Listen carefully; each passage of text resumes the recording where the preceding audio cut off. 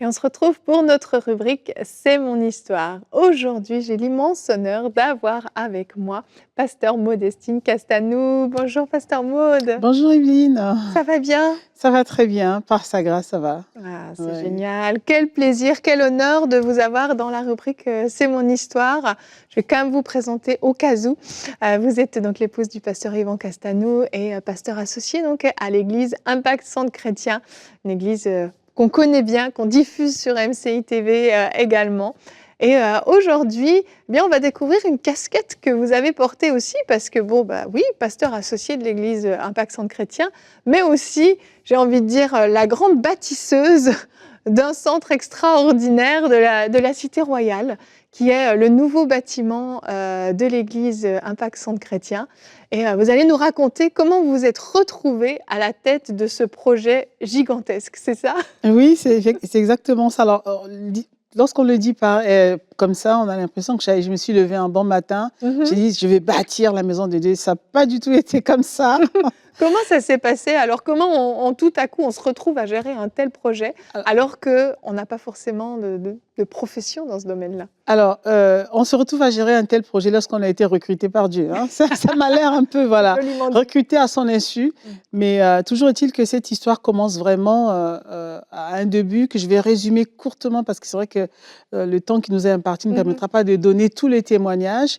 Mais je me souviens simplement qu'un jour, en fait, alors que j'étais nouvellement arrivée dans la ville dans laquelle j'habite, hein, et j'ai ressenti le besoin de m'impliquer dans la vie locale, dans la vie politique de la ville, aider les concitoyens, m'impliquer. Donc, j'ai demandé un rendez-vous à rencontrer le maire. Oui. Et me voici chez monsieur le maire. Je suis allée avec pasteur Yvan.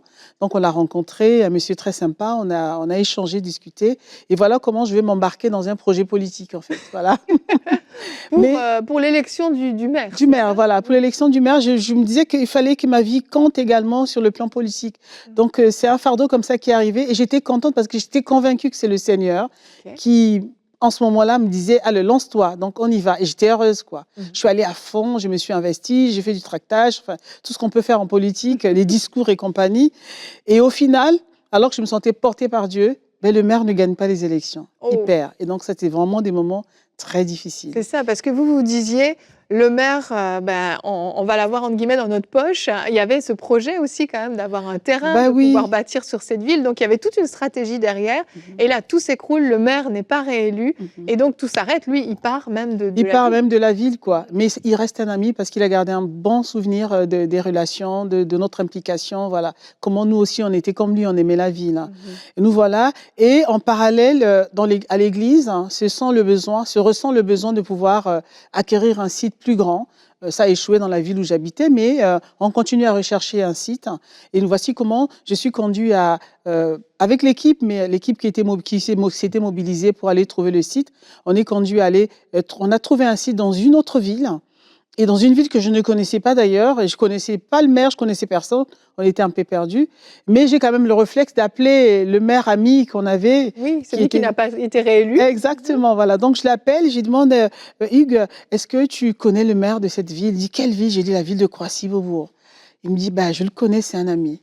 Et voilà comment l'histoire commence. C'est un ami, j'ai dit, youpi Seigneur, merci, c'est une bonne nouvelle. Et il l'appelle, il nous met en contact, on le rencontre.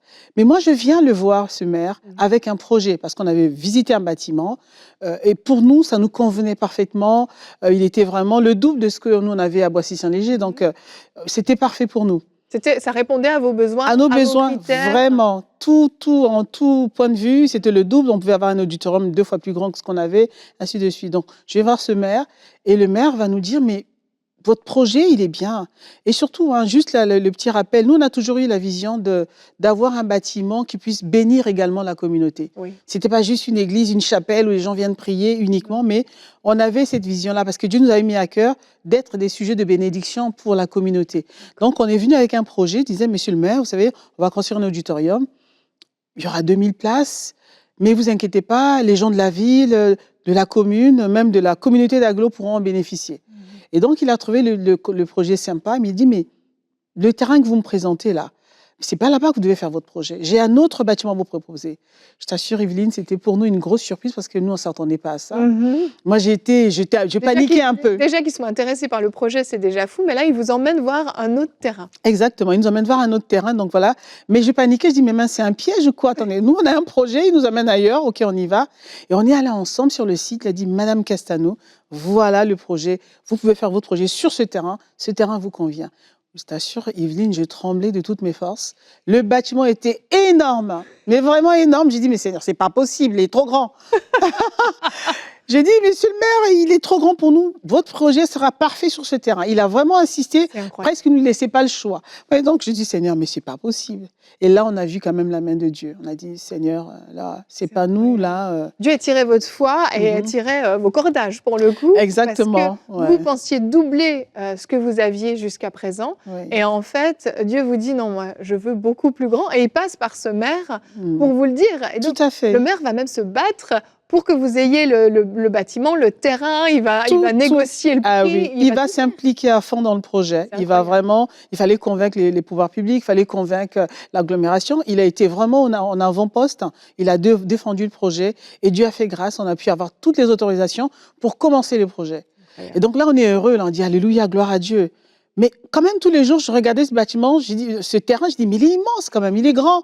Mais je n'avais aucune idée de combien ça pouvait coûter en termes de coûts pour la construction, de temps que ça pouvait prendre et des types d'expertise qu'il fallait pour conduire un projet de cette ampleur, en fait. Voilà. Donc, on s'est retrouvés là. Alors, comme j'étais devant, le pasteur, il m'a laissé devant. Il dit, mais écoute, tu as commencé, continue. J'ai dit, mais je continue quoi? Il dit, continue.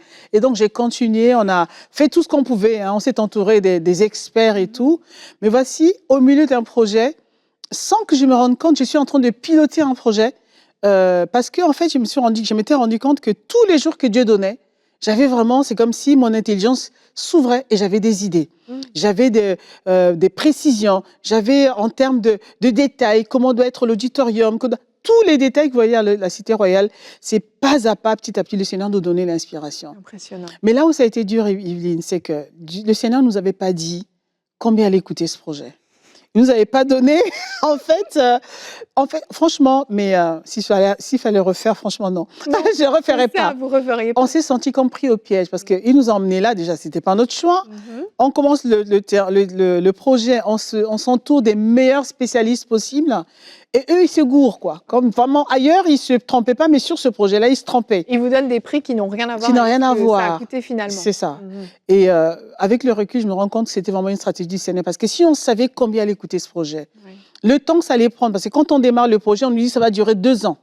Donc on signe les contrats avec les entreprises pour 2 ans de... En fait, ça a duré 5 ans. Waouh! Et dans les 5 ans, on a eu des hauts et des bas. J'ai eu des temps où Seigneur, j'ai dit, Seigneur, je m'arrête là. Tu continues avec ton projet, c'est trop compliqué. Il y a des moments, des moments de découragement, des moments de pleurs, des surprises, des bonnes surprises. Voilà. En fait, on marchait par la foi. Voilà. On construisait, on était dans la construction, mais on n'avait pas tout ce qu'il fallait pour finir le projet. Donc, on allait petit à petit, pas à pas. Et on voyait la fidélité de Dieu. Là où à un moment donné, on pensait que les finances allaient finir, mais les Seigneurs rajoutaient. Wow. Et au moment opportun, au bon moment, parce qu'on se disait, Seigneur, mais c'est pas possible, ça serait bien qu'une banque nous supporte.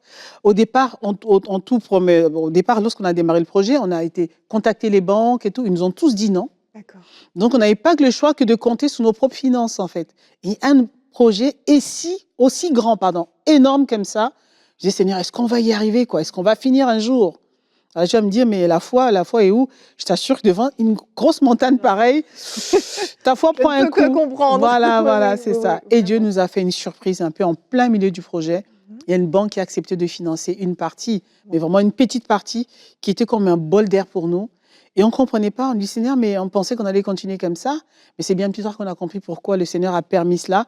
Parce que quand même, en France, c'est un pays qui est super, un pays que j'aime beaucoup, c'est un pays d'adoption pour moi. Mais il y a quand même des stéréotypes qui restent. Oui. Une église ne peut pas construire un projet de telle ampleur. Et aujourd'hui même, on voit, il y a des journalistes qui se posent des questions, il y a des gens qui viennent nous voir en coulisses. Mais comment vous avez fait? Qui vous a donné l'argent? Ainsi de suite. Ils soupçonnent des choses. Voilà. C'est comme si une église, des gens ne peuvent pas, lorsqu'ils se mobilisent, construire un projet de telle ampleur. Ça ne s'est jamais vu en France. C'est pour ça que certaines personnes sont choquées. Certaines personnes sont surprises, d'autres sont ravis, sont heureux de voir tout cela, de voir comment Dieu a fait. Mais le fait qu'une banque nous ait accompagnés sur une partie du projet, là, ça a quand même rassuré pas mal de gens. On s'est dit, Seigneur, Dieu fait toutes choses bon en son temps. Exactement. Et je me souviens que Pasteur Yvon avait annoncé que ce projet serait construit sans emprunt bancaire, mais le Seigneur a dit, pour vous protéger, vous aurez un emprunt bancaire. Oui. Voilà. Et nous ne sommes pas allés chercher les banques. Il y a une banque qui a voulu nous accompagner et ça a été vraiment une bonne chose pour nous. C'est Voilà. ça, c'est ça. C'était volontaire, c'était ce que Dieu voulait pour vous protéger, pour Exactement. éviter que, c'est ça, il y ait des Il y a choses des qui amalgames, soient- voilà. Exact. Malgré ça, il y a là quand même, mais bon. Oui, ça diminue. Ça diminue un peu, ça un tout diminue petit peu, voilà. Et Ouais. donc, Pasteur Maud, là, parce que là, on est dans la théorie, mais personnellement, en tant qu'individu, vous êtes donc l'épouse d'un pasteur à la base, vous avez des formations, vous avez fait des études, mais rien dans ce domaine-là. Est-ce qu'il y a des moments où vous vous sentez complètement impuissante dans cette situation, à vous dire, mais comment je me suis retrouvée là, j'y arriverai pas, c'est trop difficile? Ah oui, j'ai eu ces moments de flottement, hein, de doute, hein, de peur aussi, je vais le dire. Je suis une femme, hein. Je suis femme de Dieu, je suis d'abord femme avant d'être femme de Dieu. Et honnêtement, devant l'ampleur des travaux, et quand on vous expliquait certaines choses, parce qu'on a eu des complications quand même hein, dans le projet, il y a eu des erreurs, des experts, on a même eu des expertises là-dessus. Et en fait, le projet n'était pas petit, c'était vraiment un gros projet. Et honnêtement, c'est la grâce de Dieu qui m'a portée. Et moi, je venais là, non pas en tant que spécialiste, mais en tant que quelqu'un qui portait un rêve. Parce que je me suis dit, quand on a compris pourquoi Dieu faisait tout ça, et qu'en fait, en réalité, quand le Seigneur veut se manifester sur la terre, il veut faire une œuvre sur la terre, il a besoin d'un vase. Oui. Il a besoin d'un homme, d'une femme. Il dit, je cherche un homme, je cherche une femme. Et le simple fait que je m'étais levée pour ça, alors le Seigneur a rempli tout ce dont j'avais besoin pour pouvoir exercer. Je ne suis pas architecte, mais j'ai acquis des choses pas possibles. Hein. En fait, je réfléchis aujourd'hui très vite. Je peux anticiper sur un projet, je peux arriver sur un terrain et voir, on peut faire un bâtiment de telle manière. Et excusez-moi, je dessine encore avec mon stylo. C'est pas grave, je donne aux spécialistes pour faire les schémas. Mais en fait, le Seigneur m'a vraiment doté des capacités qui me surpassent. Donc, je pouvais réfléchir sur la forme de l'auditorium, le type de siège. Je suis allée même chercher des fournisseurs très loin en Chine. Je pris mon vol, je vais aller chercher des gens qui s'y connaissaient. Voilà, et ça, c'est vraiment les capacités surnaturelles que Dieu donne. En fait, notre Dieu est vraiment quelqu'un qui donne des dons. Il donne des présents. Donc, il équipe quiconque veut se lever pour son œuvre. C'est ce que j'ai appris, en fait. Exactement. Parce que je voulais être une réponse, enfin, je voulais être un canal par lequel le Seigneur allait passer. Alors, le Seigneur m'a équipée. Wow. Honnêtement, lorsqu'on faisait les réunions de chantier, tu avais l'impression que j'étais architecte ou spécialiste. Hein, et je le montrais bien, quoi, sur le dans la réunion. Oui, parce qu'en plus, une femme entourée dans ce milieu d'hommes, c'est extraordinaire, vraiment, ce que Dieu a fait avec vous. Et moi, je l'ai vu, ce bâtiment de la Cité Royale, j'ai eu le privilège de le visiter et je suis juste émerveillée, vraiment, vraiment émerveillée. Et c'est magnifique d'avoir ça dans un milieu chrétien, dans la francophonie. Et puis, moi, en tant que femme même, je suis émerveillée de ce que vous avez porté, de ce que vous avez suggéré. Merci d'avoir osé porter un tel projet et puis amener la Cité Royale là où c'est aujourd'hui. Bon, on rend grâce à Dieu. Il l'a fait à travers nous. Il fallait se rendre disponible. Amen. Il est capable de le faire. Dieu est vraiment puissant, quoi. Il est bon. Amen. Ouais. Amen. Merci, Pasteur Maud, d'avoir été sur le plateau de C'est mon histoire. Merci infiniment. Mais merci, Evelyne. C'était vraiment avec joie. Avec merci de m'avoir reçue.